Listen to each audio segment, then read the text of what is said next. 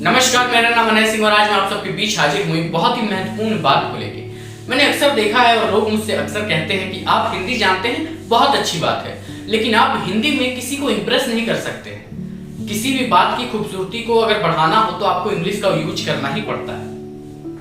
मैं आज आपका ये भ्रम तोड़ने वाला हूँ। कैसे? चलिए मैं सीधे आपको बताता हूँ। मेरे पास एक पुस्तक है, मौन मुस्कान की मार, जिसको लिखा है आशुतोष राणा जी।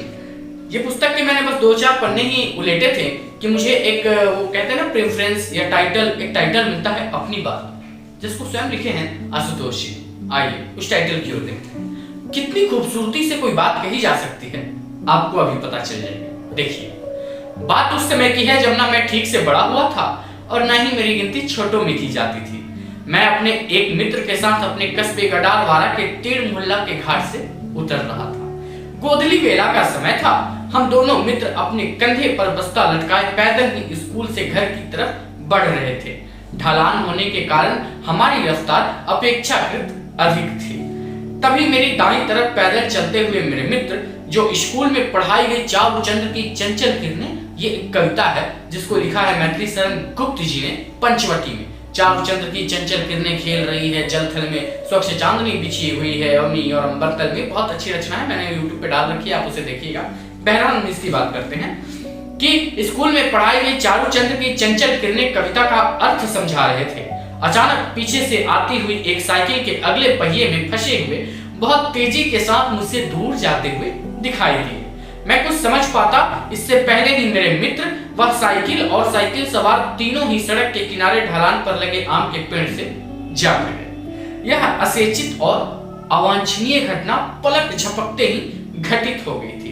मैं बदाहवाशा दौड़कर उनके करीब पहुंचा तो देखा कि मेरे मित्र श्री मैथिली शरण गुप्त जी की कविता को भूलकर उस साइकिल सवार की कॉलर से झूमे हुए स्कूल से बाहर सीखे गए अशिष्ट अनुप्रयास अलंकारों का चीखते हुए प्रयोग कर रहे थे। वे दोनों धूल में गुदगुदा थे। मैं उनको अलग करके सुलझाने की कोशिश करने लगा, किंतु उन उलझे हुओं को सुलझाना उतना ही मुश्किल था जितना गीले उलझे हुए बालों को सुलझाना।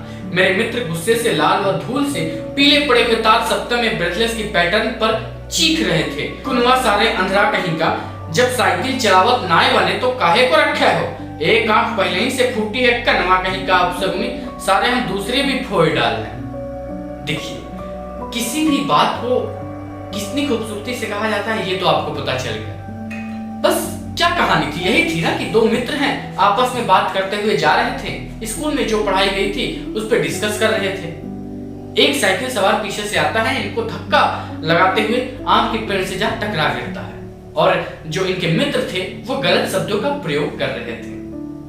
कितना खूबसूरत तरीकों से यहाँ पे इन्होंने लिखा कि स्कूल से बाहर सीखे गए अशिष्ट अनुप्रयास अलंकारों का चीखते हुए प्रयोग कर रहे थे।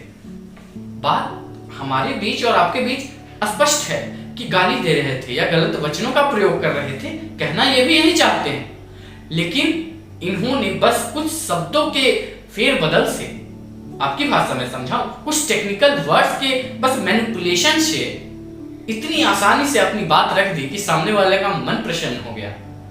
तो आप ये नहीं कह सकते हैं कि हिंदी में वो अब बात नहीं है।